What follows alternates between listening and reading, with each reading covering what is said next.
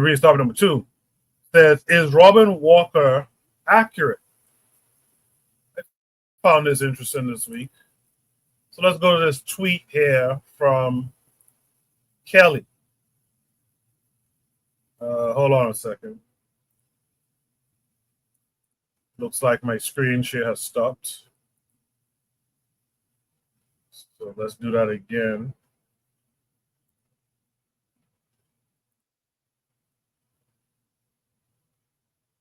Okay, something didn't work. One more time.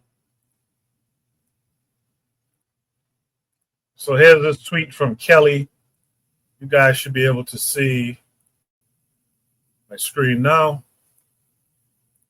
Post from Kelly says, all aboard the Coon train is leaving the station. So this is Robin Walker, who in the video they say checks African on disrespect towards FBA Black Americans. Watch until the end. He drops truth bombs. All right. And he talks about what the FBI agenda is. So this is a 5-minute video. We'll sit back and watch it, take it in, and then we'll have a discussion. Make sure you guys in the chat post your comments. What's your views on Tarek Nasheed? Because he's got this thing called Foundational Black American. Yeah. What is that about? Because I feel like that's pure division, if I'm not going to. It is. But I get it. I don't agree with it, but I get it. This is what it is. There were too many black people from outside Africa, from outside America, going to America and playing the ass. And what it is African Americans spotted this and spotted that there's a consistent pattern. Black Caribbeans, black people from Africa going to America and being the ass. And what the FBA agenda is putting up a wall and saying, no, you guys can't be a part of this if you're going to be on that, raccoon train. When you say playing the ass, what? Because from what I know, a lot of Africans, a lot of Caribbeans who go there, academically, they're surpassing them. And also business-wise, they're surpassing them. So who was playing the ass? When they then use that to say, well, that means that you African Americans are lazy. Do you see? Yes. And then being on some right-wing conservatism, let's throw African Americans under the bus. That is true. Let's pretend that Jim Crow didn't happen, redlining didn't happen, breaking up of African American business districts, breaking up of African American families. The COINTELPRO didn't happen. The Iran Contras and then moving drugs into the black community didn't happen. Yeah. And there's a whole list of things continuing right up until now that the American government has done to African Americans. And so for those black people recently arrived from outside America, you all didn't face any of that. So of course you're going to be doing better than African Americans. Duh. Yeah. But not all of them can be affected by this. There's always got to be certain people who rise above it, regardless of what the situation is. It's just the natural nature thing. Weeds grow through gardens, you name it. Why do you think it is that a country like Jamaica or Africa, where they too have had their deprivations, had their colonialism, had their slavery, why do they go somewhere and tend to excel amongst people who also have gone through it? Because you're not comparing like with like, that's why. Okay. A lot of us think we are comparing like with like. You're not. Let me explain. Generally speaking, Caribbeans in America, not the ones in the Caribbean, but the ones in America, will represent the top 10%. I see. So if you're really going to compare like with like, you have to compare the top 10% of Caribbeans with the top 10% of African Americans. Okay. And when you compare the two, the African Americans are slaughtering us, bro. It's not even close. It's a massacre. But what it is we compare the top 10% with your average African American. You're not comparing like with like. And if you compare your average African American, you're 51, you've got 1 to 100 and Mr. number 51. Number 51 is richer by a factor of 20 than your average Jamaican. Do you see? So what happens is it's a perception thing. Now, let's be clear. We can all point to people from outside America. Go to America and rise. Yeah. Colin Powell did that. Kamala Davy Harris has done that, whatever. But you can't pretend that's typical. Do you see? Yeah. But what happens is because we live in a world where people don't really have full pictures, you can take the exception, use that to smack around African Americans' faces. You know, this guy just got off the boat. He's doing better than you. Not realizing, but for my man to have got on the boat in the first place, he wasn't typical of the country that he was coming from. He was in the top echelons of that country. Do you see? Yeah. And the same is true also with people from Africa going to Black America. So if we're going to compare the top 10%, let's compare the top 10%. And when we do that, African Americans are slaughtering us. There are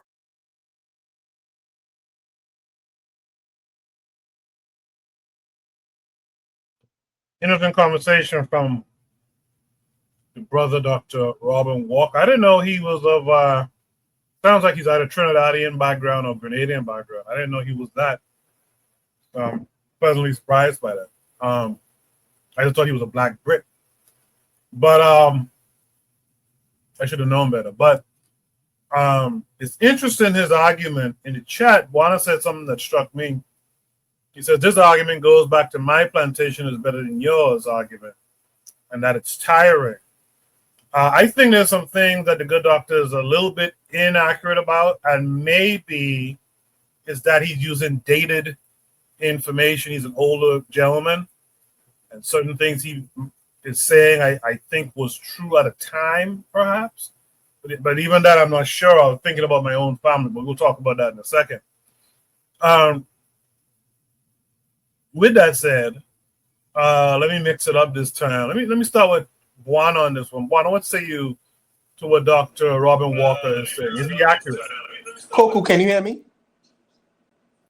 Yes, sir.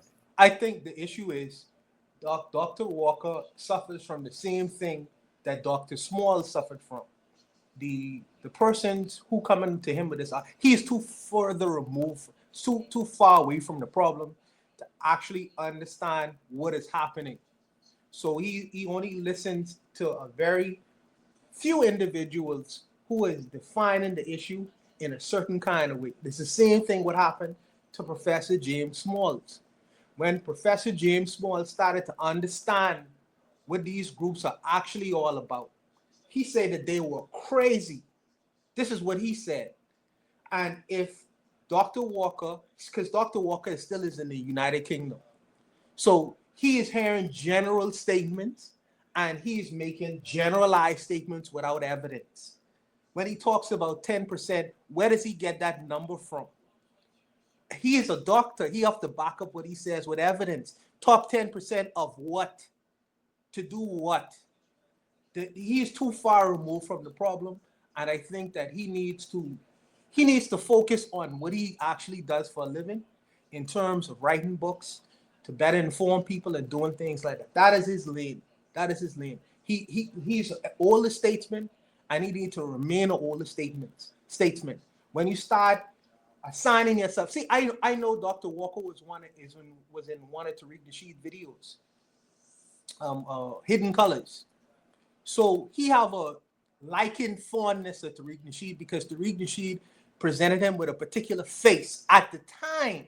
At the time, he didn't know that Mr. Nasheed was gaslighting him. He didn't know that, and he didn't know what the intentions of Tariq Nasheed is now. So he feel like he's being loyal to his statements.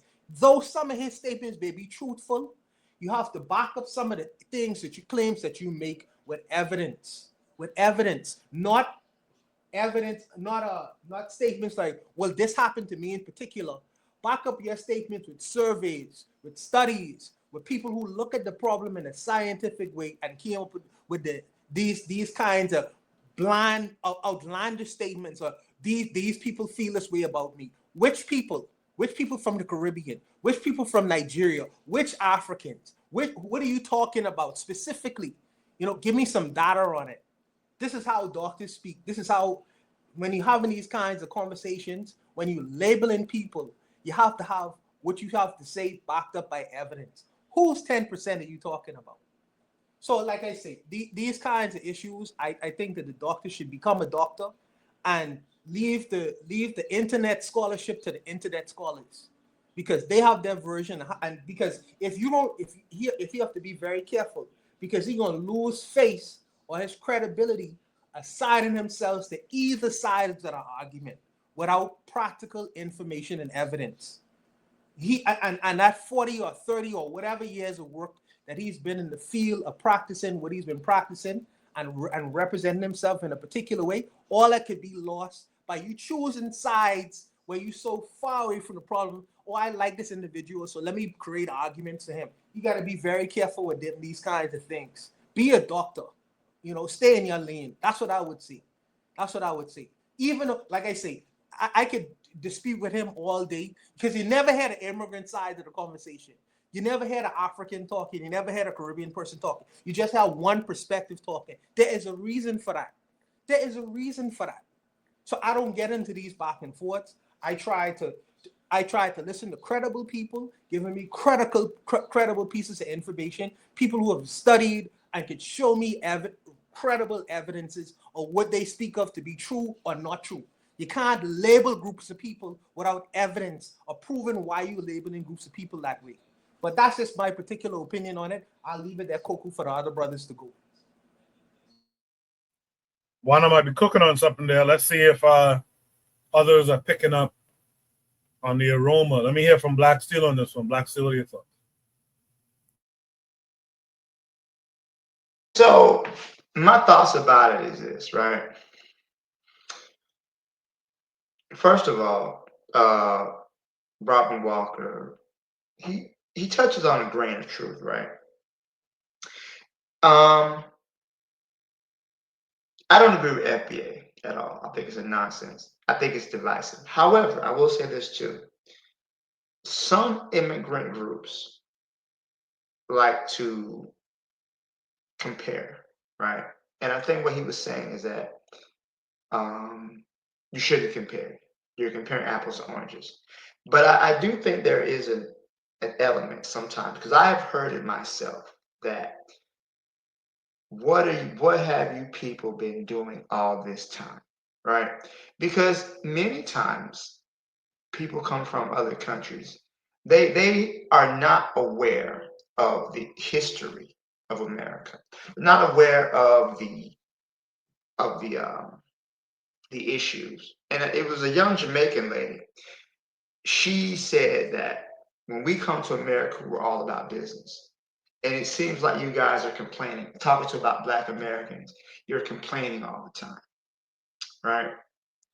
As if Black people were enslaved, and then we got out of slavery, and then we just sat around and didn't do anything, right? But to me, that speaks to an ignorance of the historical conditions of African Americans in this country, and how African Americans were, when they would, create businesses and communities, we would be placed under attack, right? So that's something that has to be said. Also, too, I think that a very interesting point. In order to be American is to be anti-Black, right? America, it sends out its media through propaganda, through television and movies and music, and many times the image of African Americans is a very negative image, right? Because they're usually shown in television as gangsters, thugs, drug dealers, so on and so forth. So what happens is that people have this image of us, and they're told, hey, we're coming to this country, you stay away from those people. Those people are bad. Because look what they're doing. Their pants are hanging around their ankles. They have kids they don't take care of, so on and so forth. So the images of African Americans are very, very negative, right? We don't control our image. We don't. I know we want to think we do, but we don't, right? So when a black person coming from the Caribbean or from Africa, Latin America, whatnot, they're told, don't deal with them black people because there's something wrong with them, right? Then they get here, right? And if they don't speak their native language, then they get treated the same as the black people who've been here for the past 300-400 years. Now, and even then, sometimes they don't get treated any better. Now, there may be some situations where, oh, you don't know the laws here, we'll go a little easy on you. But then, that young man who got shot in the head by the cop in his own apartment, he was from the Caribbean. You've had African immigrants who've been beaten and murdered and sodomized by the police, shot multiple times. So being from another country doesn't protect you, even if you're black, right? But again, the messaging is that, look at these people, they're not doing what they're supposed to do, and they're lazy, and this and that, and look at all these luxury goods they bought, and they're not using their money correctly, and they don't, it's a very conservative worldview. But then what happens is that these people live in America long enough to see, hey, wait a minute, this ain't easy, right? And you can be a doctor in Nigeria and you come to the United States and all you can do is drive a cab because they don't accept your degree, right? That happens a lot. I knew somebody, now he was from Egypt. He was an accountant. He went to the University of Cairo. He was stacking boxes at Lowe's because his degree didn't mean anything. But he was cool though. He didn't have any type of inferior or feeling of superiority. But I think that what he's talking about, and again, it's not a lot. The majority of my interactions with black people from other countries has been very positive, right? But there's a small element, sometimes they tend to kind of be very conservative. They're unaware of the history. They're unaware of the circumstances and the conditions. And then they want to say, well, we're doing this. Why aren't you? So I think that's what he's talking about. But I think that just the idea that it's a lot or it's a majority, I don't think that's the case at all. I think the numbers have been very exaggerated. Most black people can connect and unite with other black people, no matter where in the world we come from. And I think that's that. Go ahead, Bwana. Black Steel. Yes. Steel. As an adult person, brother, you see, when you make a statement, you say that immigrants are told not to mix with a particular group of people, right? And it's almost as if the immigrant has no agency or no thoughts of his own to say, let me find out for myself. It's like, since the white man tells me it, I must completely believe everything he says. There's no idea of, well, let me find out for myself if these people are actually like that. And then in my interaction and experiences, I gonna draw my own conclusions and opinions. It's almost like the immigrant come here as an automaton, and you have to give him a brain and show him how to think for himself. When the reality is, if you come and traversing thousands of miles, you would have think that African or Caribbean person would have thought already. So he obviously thinking for himself prior to even meeting the white immigration officer who can say, oh, watch out for these black. He have his own thoughts. It's like, when I hear the narrative weaved, it's like the immigrant has no thoughts of his own. He has no agency. Someone must tell him how to think. That in itself is an insult. I don't know. Maybe I'm looking at this from an immigrant perspective, but I do know too that you are absolutely correct. There are some coons, there are some people who have a disparate view of African American for whatever reason. And the reality is, many of them are not from our own communities. They're coming from other communities as well. But we get the heat for everybody else. No problem. I'll take it.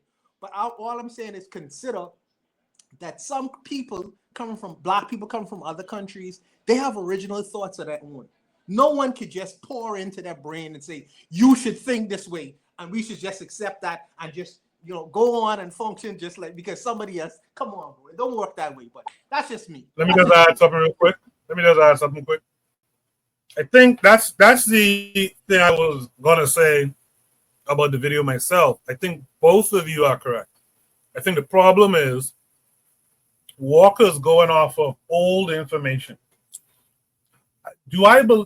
I damn near know that the generation of or two of Caribbeans who would have come to America when information wasn't as as widespread and so whatever someone told you might have been your understanding, especially in those days when immigrants would come and kind of huddle together.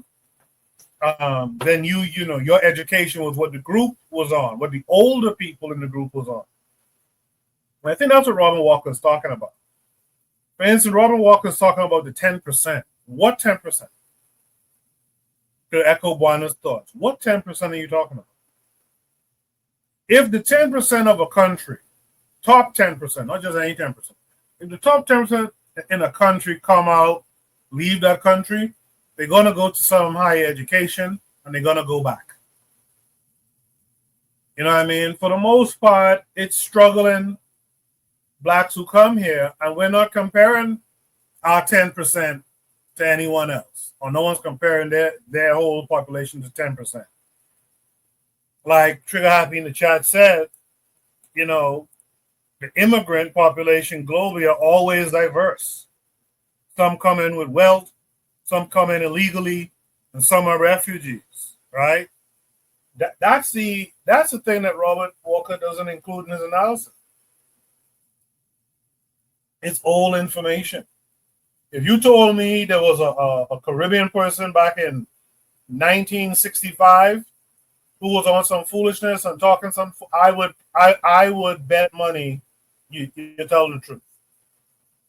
A person who would have no knowledge of the people, the conditions, until having been here a while, and even after a while, if you were conditioned to see a people a certain way, they probably would have lived their whole lives and not seen it, and taught their children it. But I think in today's time, I think the young, and I personally give a lot of onus to hip hop, because I think hip hop was it was and is the music of a generation or two now. And definitely was the music of a generation before, and they taught their children, and the children are the ones who. And I think with hip hop, there really was no line of demarcation. In fact, most people just kind of assimilated to Black American culture, and they like Black Americans generally speaking. And I think if you look at the U.S. and their propaganda machine and projecting Black folks out to the world, I think most people, and this is why I can't understand the FBA ADOS, I think most people, Black immigrants in their country, I think most Black youth in their country appreciate Black America and come to this country with appreciation. So I think what Robin is talking about is some 60-year-old data, if data at all. And I think he needs to update the software. But I just wanted to interject and say that. I think Black Seal wanted to say something. Black Seal, go ahead, and then I'll rather make it real quick. First of all, I hate the term FBA. Right, this is something that is manufactured. This is the most obvious COINTELPRO movement. Helen Keller, Stevie Wonder could see right through this stuff. It is ridiculous. It is so obvious to me that I get angry sometimes. Like, how dare you insult my intelligence, right? Most people coming to the United States, right? If you come from, especially from, if you're of African descent coming to the United States, within 1 or 2 generations, you're African American, right? They don't really make the distinction, right? I just the blindness, the stupidity coming out of this movement is so frustrating. And I think, like you were saying, Maybe because he was in Hidden Colors, maybe he doesn't want to speak down on it. You know, he's trying to play both sides. But if you ever talk to one of these people, when we have that little troll likes to come on here and troll us, their responses are so unhinged. They're completely divorced from reality, completely divorced from history. It is such an obvious psychological operation conducted by people who want to keep African people at each other's throats. We have so much love for each other that when you get into the real world, you get up when you log off the internet, we marry each other, we date each other, we have friendships and relationships with one another. My mom's best friend is from Liberia. They've been friends for like 30 years. Okay. So we grew up together. We know people forever. So to me, it's like my best friend in high school was Jamaican. We literally hung out every day, playing video games. We would skip class a couple times. Don't tell my mom. You know, whatever. But the idea that there's some sort of animosity, we're talking about a small, tiny fraction of like Gogu was saying, people from you with outdated information. We got to stop letting people divide us. I'm done.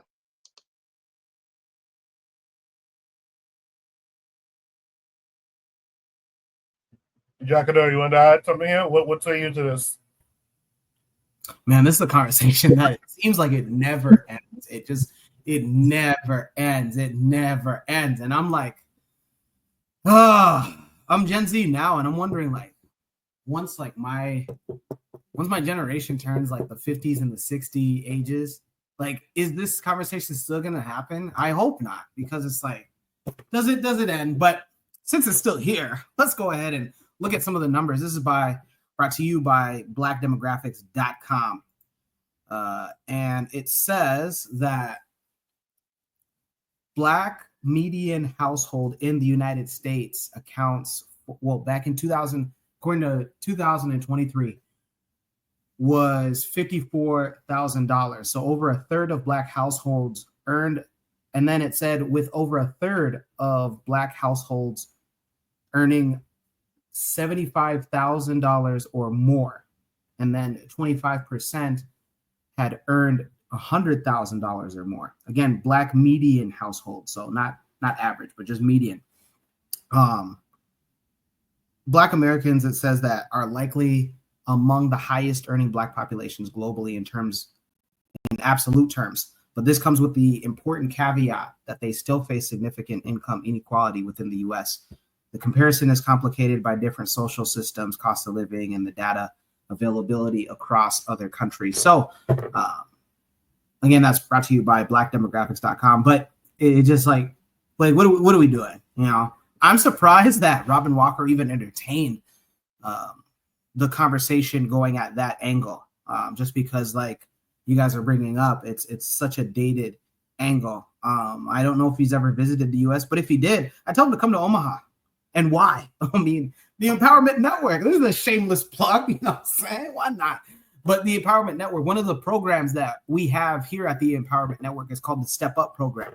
What is the Step Up program? Basically, it connects at-risk and non-at-risk youth with mentors, Black mentors, here in North and South Omaha, but particularly with a large focus on North Omaha. North Omaha being historically Black and still is predominantly Black.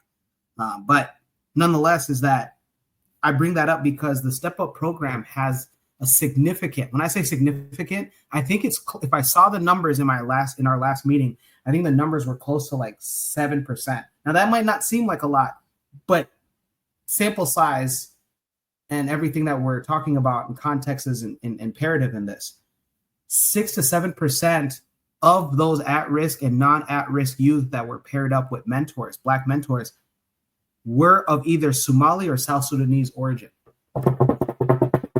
This is a Black empowerment organization that is connecting Black or quote unquote African Americans. I don't want to say quote, but you guys get what I'm saying, is like Black American mentors with sometimes Black immigrant youth or the children of Black immigrants. And I like it just, when you are on the internet, you think that that is real life. You think that what you're seeing is real, and it's not. It's the furthest thing from the truth. Another personal example is my father, well, my stepfather, but he raised me in the United States, and he's South Sudanese. He married an African American woman when we were in middle school, when me and my siblings were in middle school, bro. And at no point was there any ever confliction on diaspora wars. That didn't even exist. Let me tell you something. The things that I used to like think about was not, oh, who has better rice, jambalaya or jollof. No. I looked at other things. You know, how can I sneak out? You know, after my dad told me not to go to a party. You know, how could I get my mom to give me more money to go to the my stepmom to get me more money to go to the movies? You know, things like that. But it was never like these things that are on the internet. I'm gonna assume that Robin Walker wanted some good to come out of what he stated. I hope that he did. If he didn't, I invite him to, not only just come to the States, but come to Omaha, and you can see, man, African Americans and African immigrants, Black immigrants of the Caribbean working, not just together, working well together. I'd say one of the most visited Black restaurants in Omaha is a Caribbean restaurant. It's called Caribbean Delights. It's ran and managed by a Jamaican man named H. Awesome oxtail, awesome jerk chicken. I can say a lot more, but just like, this is tiring. Just like Juana said in the chat, like this is tiring. And then also, again, if we want to go by the numbers, African Americans are among the largest earning group. But again, there is a caveat, like it's stated at blackdemographics.com about, source of information, availability, social systems. But nonetheless, Robin Walker, if you're listening to this show, hopefully you are. Come to Omaha. The Empowerment Network. We got your back. We got the data. I'm sorry. Was the Jamaican guy named H or H? His accent might be throwing me off. You know it's H. His accent might be throwing me off, so I don't know. Man. A Jamaican ain't never said H in his life, man. It's H. It's H. I say H. Yeah. H. With that said, man, I think you guys hit the nail on the head, and I think many of you, if not all, gave some advice, some correction to this stance. You got to update your, one of the things I said was you got to update your info, and a few of you said the same thing. Is there any last thoughts on this topic? Yes. I want to say this. I love my African American people. My sister-in-law is an African American woman from South Carolina. My cousins all are married. Well, a lot of my cousins marry American people. I have no problem. African. Well, Anthony will tell me call them American African people. They are historical people. They have fought many wars. They have blood in the soil. When I come to America, I wipe my feet, and I give respect and credit to the people who are pace setters in terms of when I am in America. I don't disrespect African Americans. I tell you one thing though.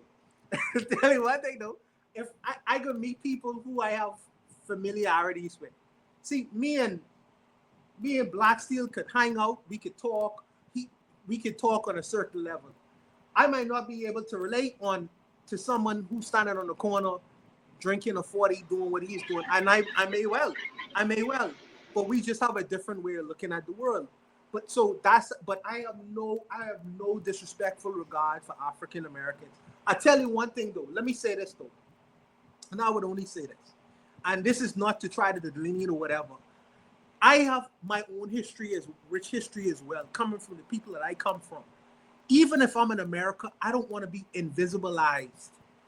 I don't want you to forget my history now because I'm in the United States of America. Because I come from a rich heritage as well. So I don't want us to be invisibilized in coming to America. Because I appreciate my culture and heritage too. So I think that as long as there's mutual respect for one another, we could get along famously, and it wouldn't be no issues or no grudge. We could shake hands. If it's business to be done, we could do business with one another. And I know it's always gonna be little small isms and schisms, but enough respect to if I come into your country, I have to wipe my feet and respect to all the things that you would have done in allowing or assisting my ability to traverse through through North America. I want to just make that very, very clear. I'll leave it there, Koku. Appreciate that, Juan. Let's welcome in Kofi this week. Kofi, how are you doing? I'm doing good. I'm doing good. Peace to the panel. Peace to you.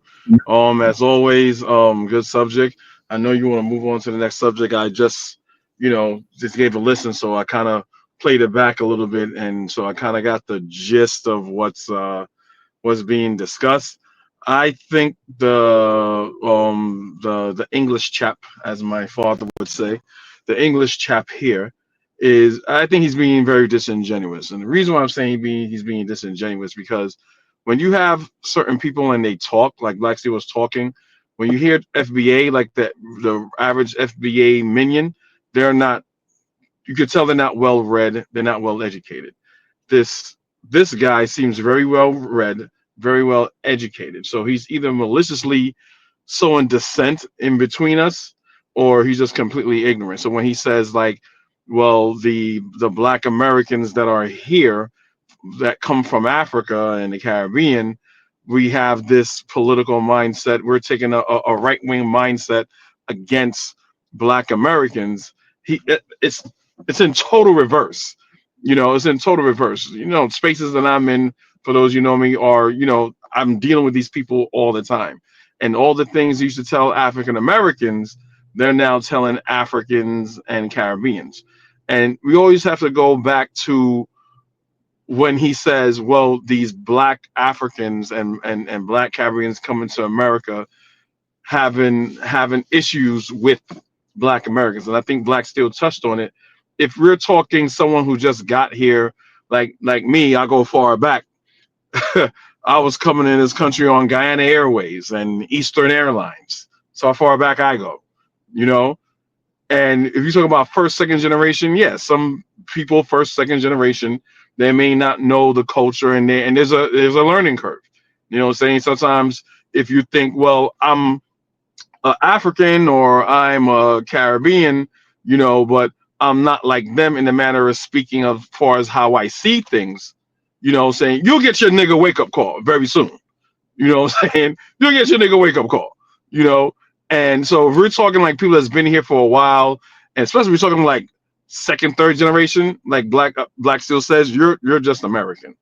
You know what I'm saying? I'm here in the Northeast. I have cousins in Texas and in the South and whatever. And if you say, well, no, their parents was born in the Caribbean, you wouldn't know. You think this is just a regular Black American person. They have a Southern accent, everything they got. They saying all the lingo. They saying that's how people are when they assimilate and adapt to their environment. Same thing, vice versa with Americans. If they're in Jamaica, they're gonna pick up certain mannerisms or certain things that So it's very, very it's very, very.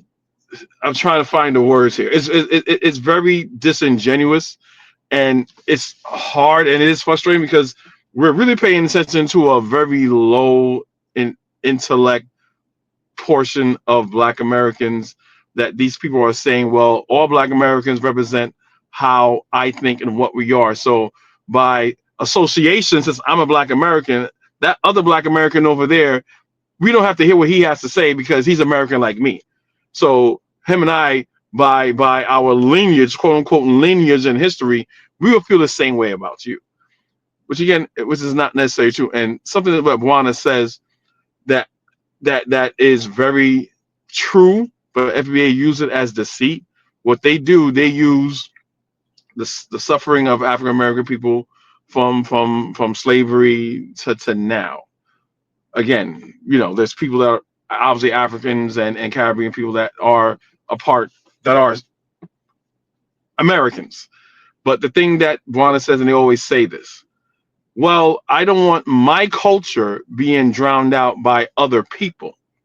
And I totally get that. But who is attacking your culture? Who is responsible for making sure that your culture lives? So if I'm Guyanese and I go to the Bahamas and I wipe my feet at the door when I go to the Bahamas, like our brother Buana says, and I'm saying like, okay, you got this cuisine that I have.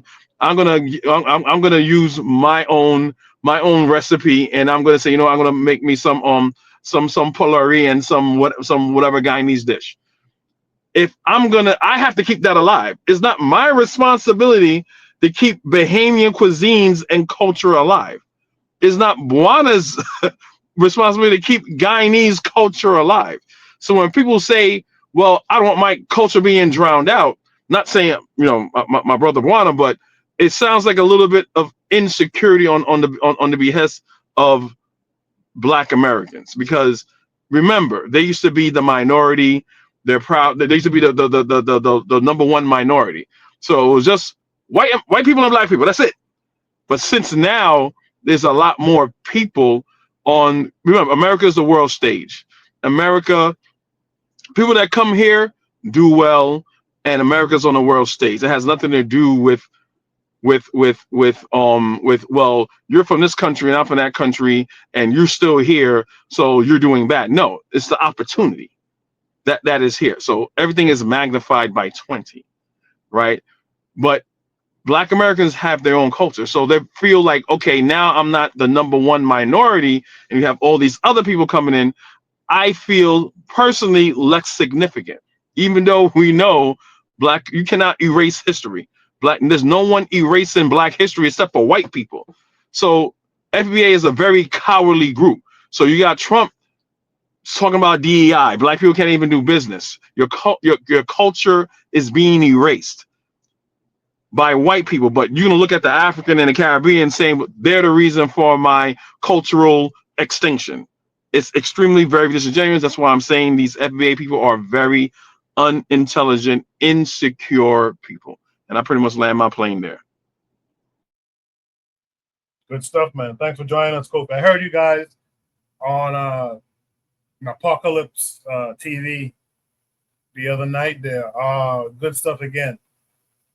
Is there any thoughts on? Oh, I'm sorry. Let me welcome in our brother Anthony to the panel tonight. Anthony, how are you this week? Hey, what's going on, man? Not much, man. How you doing? Hey, can y'all hear me good, man? Yeah. Hold on. Let me. Yeah, hang on for a minute. Hang on for a minute. Let me move the speaker.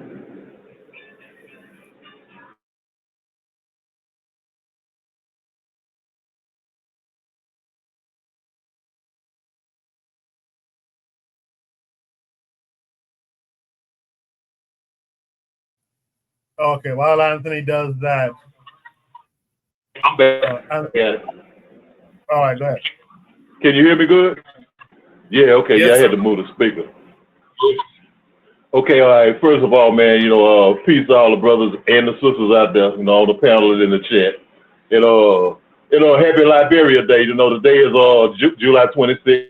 Liberia's Independence Day. So to all the Liberian brothers and sisters out there, happy Liberia Day. Yes, yeah. Sir. Okay. Yeah, man, this is some shit that I get sick and tired of hearing about all the time. FBA this, FBA that, all this bullshit. But okay, I'll say this here. I'm familiar with Dr.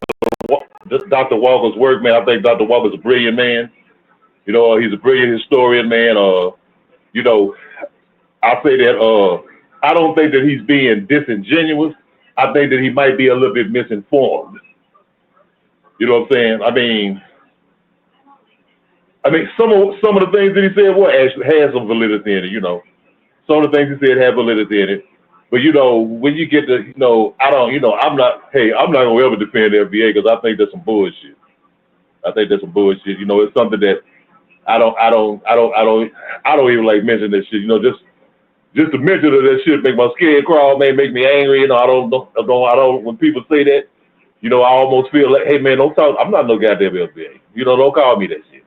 I don't know. Y'all know how I feel about that. But what I'm saying, what I would like to say is that this is something. You know what? Let me ask Kobe a question. Kobe, you think that I'm just asking you a question now. Don't get upset with it. You think that I used to be the minority. I used to be the number one minority, and now I'm mad at all other black people. Kofi stepped off of the panel, but if he's listening, Okay. come back on. So go ahead. Okay. That's what I'm saying. That kind of that's what I'm saying right there. Okay. Number one, Barner had it right on. Believe it or not, he had it right. It's plantation politics. Okay, my plantation, your plantation. You know, all this old bullshit right here. Whether it's a plantation in Louisiana, this plantation in Georgia, or this plantation in the Bahamas or in the rest of the Caribbean or wherever else. Now, if you think about it, now I was just looking at I was online this week. They had a sister in South Africa. Hey, talking about, you should have heard the shit she was saying about all the foreigners out of South Africa. And she wasn't talking about the white folks, but she was talking about Nigerians. She was talking about Zambians. She was talking about Zimbabweans. Any other black people from across the country, wherever they come from. She was talking about we need the foreigners out. And she was saying, yes, I'm a xenophobe. Did you see that, Coco? Yeah, I saw it. Yeah, yes, I'm a xenophobe. That's what she's saying. Okay, not too long ago, I think a year or two ago, in the Bahamas, you had a situation where you had Haitian brothers and sisters who was coming up. And I seen the video. You had Bahamian brothers and sisters saying similar shit. You know what I'm saying? Get these goddamn Haitians up out of here. With these Haitians, all of these Haitians come and taking our jobs and all this old stuff right here. So what I'm saying is, this is a mindset thing, man, that's been put in us to keep us divided and to hate each other. You know what I'm saying? And to say all kind of shit to each other and do all kind of shit to each other. And I think that one day we just gotta stop. We gotta cease with this bullshit. And we had to cease on both sides. Okay, yeah, you got the FBA crowd with their little online bullshit and all that, and that's that manufactured shit. But you have too many of us Pan-Africanists, black nationalists, and all that who engage in the bullshit too. You know what I'm saying? We do it too, and every time I come up, it's FBA this, or it's this, or it's Continental African this, or this Caribbean this, and all this shit. We got to start doing a better job of it too, man. You know what I'm saying? Because like I'm seeing more and more, I'm seeing us talking about this shit now, us pushing this shit. You know what I'm saying? I mean, not just a Tariq Nasheed and some old ignorant fools like that. I mean, I'm seeing us do it. I'm seeing people who call themselves Pan-Africanists do it. You know what I'm saying? And black nationalism. You know, I mean, I don't know, man. I just get so sick and tired of this bullshit, man. Saying it all. I mean, we've been doing this for how long now? You know, I mean, we take our eyes off the. I mean, we got one motherfucking goal, and that's the liberation for black people, African people everywhere, in Africa, in the Americas, in the Caribbean, everywhere we at. You know what I'm saying? And we don't have time to be wasting our time on this old stupid ass bullshit. I mean, I understand that it's gonna always be problems. We got shit we got to work out. But man, I just get sick and tired of this shit, man. And no diss to you, Coco, or anybody on the panel or whoever came up with the prompt. But damn, man, when we gonna move past this shit? That's all I'm asking.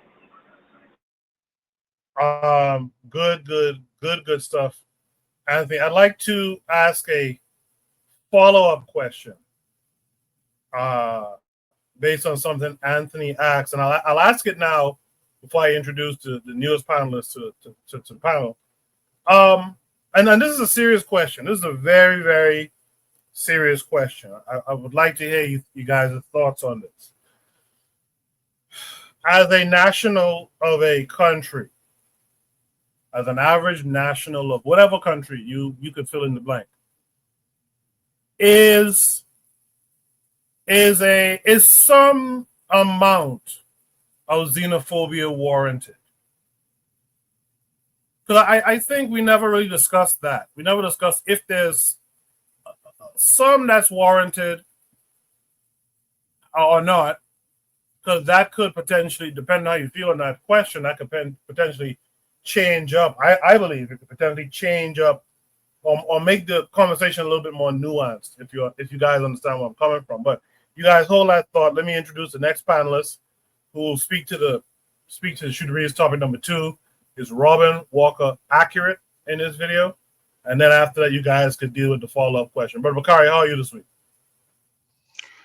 What's going on, man? Everybody on the Good. panel and everybody in the chat. I'm gonna be honest. I ain't hear what Robin Walker said. I heard Kofi, part of him. Then I heard Anthony, and I imagine it's a FBA. It's an FBA topic. But I heard something Anthony said, right? When Anthony said he's sick of this bullshit, right? This is what I want to say. I don't agree with nothing FBA say, but I can say this. I don't agree with them saying they're gonna boycott African braid shops starting in August. They're gonna then they're gonna boycott Haiti, and they're gonna boycott Bahamas businesses. Then they're gonna boycott Caribbean businesses. But anyway, I don't agree with none of that. But what I can say is, as Pan Africans, I'm not gonna boycott no African for them. Or no, I don't go to a braid shop. I ain't got no hair.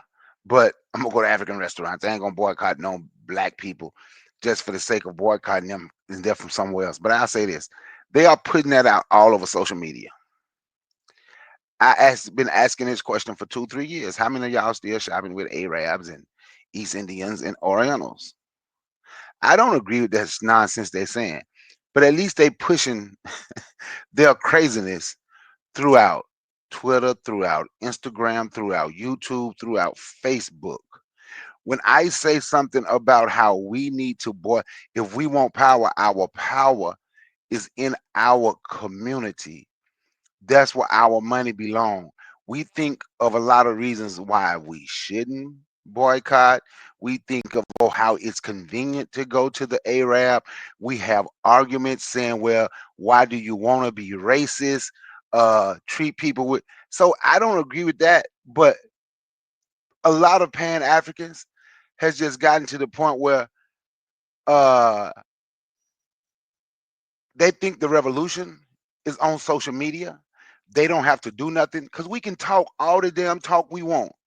And if you steady giving your money to somebody else, you won't organize your dollars. So you can't organize yourself as a people. So we can't take care of our communities. And now we look at this foolishness that's constantly gaining ground in our community amongst our people. Yeah, that dude who started the FBA, I don't even like to say his name, that's too much respect. Yeah, he got them for $2 million for that fake museum he got. But damn, they put $2 million together for a fake museum. If I say boycott the Arab, we think of excuses of why we need to go to the store.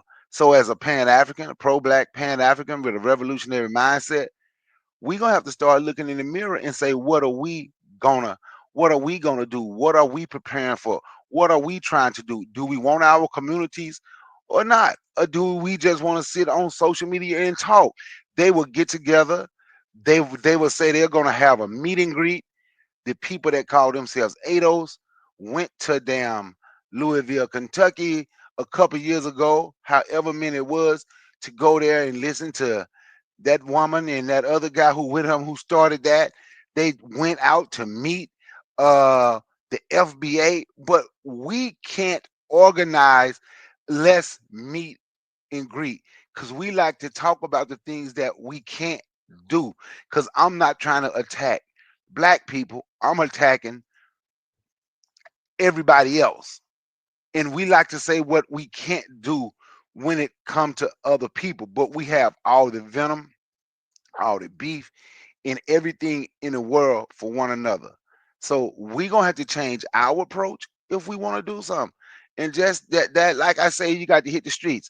I know Black Steel say he ain't seen none of them. Let Black Steel come to Atlanta just come hang out in Atlanta for about 3-4 days. Watch how many of these people you meet. They're gonna tell you they FBA, they ADOS, they Aboriginal Indigenous. Just come to Atlanta for 3-4 days, and you'll see them. The whole of black conversation with folks here, all the damn time. We don't hit the streets and do the things we're supposed to do. We're not even trying to boycott and organize a boycott of the Arabs. They want to organize they want to say they're gonna organize their boycott of the Essence Festival because of the African woman who was the CEO and had nothing to do with the Essence Festival this year. But they ain't gonna say nothing about the white people that was there. And in all honesty, I think we're all stuck for the majority of Pan Africans, and I think we're stuck in this. We're stuck just like them because we like to fight them. But when I mention other people, there's reasons why we still deal with them. Don't care how bad an Arab treat black people, it's convenient because they're right up the street. Or they have this and they have that. So we are, in essence, if we look at what we're doing for the most part, we're doing the same thing. On that, I yield the mic and I'm gonna step down I'm gonna listen.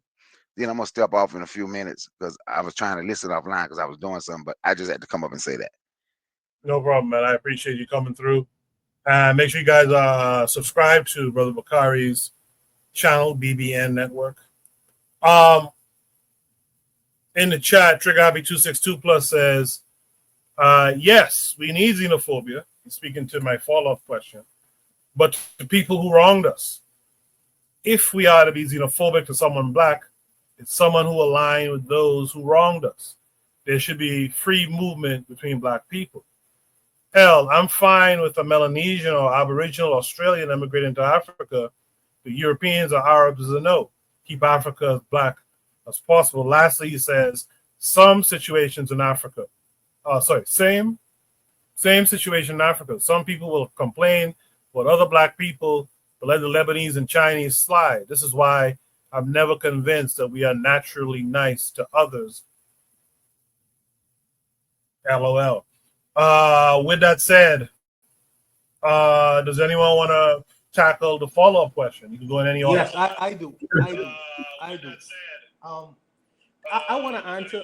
First of all, let me answer Anthony's statements on the Bahamas. Let me talk about the Bahamas because sometimes people see something and they may not understand things within the context of how it was stated, and it seems similar, but it may not necessarily be that way.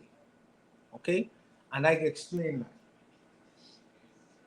There are people in the Bahamas who express very xenophobic views. There are people who are Afrophobic in the Bahamas. That's absolutely true. That is absolutely true. But the other truth is, the majority of the people who live in this country are not xenophobic. Have things for their own confirmation biases, for their own reasons. The Bahamas is 500, one of the wealthiest Caribbean countries. We, at the base of the country, you have Haiti, which is 11 million people. If 10% of the Haitians was to come to the Bahamas looking for resources and help, they would subsume the Bahamas. It's within their best interest to protect their borders to ensure that that doesn't happen, first of all. Second of all, when you're in a climate when there's limited resources, people fear, if people come from undocumented people come from different countries, they fear that, hey, I have to share my food and maybe I may not have enough at the end of the day to feed my children. That is a legitimate fear when you're dealing with a ratio of 10 to 1. 10 to 1. That's a legitimate fear for some people. So sometimes when you listen to street people talking, they talk into their fears. And that their xenophobia is based on sometimes their fears, not necessarily the truth. The truth is, Haitian people, undocumented people who have come here, they have found shelter, they have found housing, we provide them electricity, all manner of different resources that we provide them, the Haitian community, with the limited resources we had. With the limited resources we have, we've always been sharing with the Haitian people. In fact, the people talk about the people who are xenophobic. They ain't say, well, I meet personally when you're running programs to inform people about their immigration rights as immigrants to the country, even if you undocumented. These things ain't discussed over the internet because these are the things that people don't see or dialogue about. They don't see these kinds of things. They only see or hear confirmation bias and say, well, oh, they xenophobic over there. But they ain't say, but what we've been doing traditionally for 10, 20, 30, 40 years. People don't see that kind of aid. And we don't even have a talk of reciprocity. You give, but you get nothing in return. Some people are fed up by that. Anyone would be. In America, it's a different scenario. It's a different scenario. Because when you don't hold the controls of government, that's a different scenario going on. That's a different scenario going on. But like I say, are there xenophobic people? Absolutely. But I decide, me personally, I would like to focus on the people who are not necessarily xenophobic. Because these are the people who are the movers and shakers who actually can get things done. Who actually gonna get things done. They ain't gonna just talk on the internet. And as Brother Bakari is always say, when boots on the ground, people don't necessarily see that all the time. They don't see these things all the time. And many people who doing things, they don't have time to come on the internet and say, well, this is what I do for today for these particular groups of people. These things are not seen or even discussed because sometimes we like to talk at the base, bottom level of certain things. Start from there. They don't want to talk about the people who are actually doing things. They just want to talk about the people who complaining about doing things. Typical street people who ain't know nothing about nothing. But needless to say, Black people I believe that Black people are going to eventually get it together. And unfortunately, there is a deficit with history. There's a deficit in how we know about each other and how we can learn things about each other. But I think that deficit could be corrected with shows like this. These kinds of the things need to be dialogued, and we need to discuss stuff from time to time, not always, because it is tiring. But these things need to be made clear if they are unclear. But I'll leave it there, Coco, because I'll leave it. Anybody else want to respond to the fallout? So I'm gonna say the question is xenophobia sometimes necessary? Xenophobia, what you call something a phobia, right? Phobia means a fear, irrational fear or hatred, right? So given our history, given the history of African people, it's not a phobia. It's nothing irrational about it, right? If you read, especially one of my favorite books, The Destruction of Black Civilization, right? He gives a case study of several African civilizations that were destroyed by outsiders, right? So I would think that it would be intelligent of us to be weary because we live in an anti-Black world. And truth be told, many Black people are anti-Black. Many Black people are against other Black people.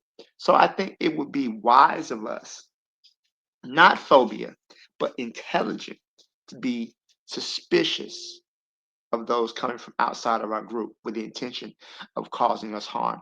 Now, I will say that when it comes with dealing with Black people, pure African descent, I believe that you want to give them the benefit of the doubt, right? But don't get it twisted. Don't put ourselves in a position where we can be hurt, taken advantage of. But I think we need to have grace for other Black people. That's one thing. Other cultures, especially those coming from the caves of the Caucasus Mountains, nah. They've done too much damage. Nah. But other than that, I believe there can be some grace. Arabs, keep your eye on them. There's nothing wrong with extending yourself, but given our history, it's better to be safe than sorry. So I don't think it's a phobia, right? I think that, excuse me, I think that's intelligent. I think it's wise to keep your eye on certain individuals. But with other African people, I always say we're going to extend a little grace to them. Baxil, I appreciate you defining xenophobia. I mean, I'm aware of that definition, of course, but when I asked the question, now that I look back at it, I used the wrong word based on that strict definition that you gave. But I meant it in a little bit. I meant it more in the way that you kind of corrected it to me. In that sense, should we be watchful? I guess is a better term than to say xenophobia. But should we be watchful, etc.? And Buana kind of tackle that when you talked about talk about your borders, showing up your borders and things of that nature. Should you be watchful? Does anyone else want to comment? All right. Very good conversation there. And I know the FBA ADOS conversation is tiring. I was going to say could be tiring, but it is tiring. I get it. If you notice, I try to kind of stay away from those topics even here. But sometimes when you see it hit the knowledgeable, or when you hear the knowledgeable speaking about it and speaking kind of in favor of it, of this divisiveness, I think it's something to take stock of. This portion of the show could be clipped out and tied to Robin Walker, and hopefully he'll see it if he's on this platform. And it could lead to maybe a better or updated conversation, a look into on his part, etc. So I think it was necessary to have the conversation. I think in certain instances, it's kind of necessary to have the conversation sometimes. With that said, let's go to Shoot the Breeze topic number 3.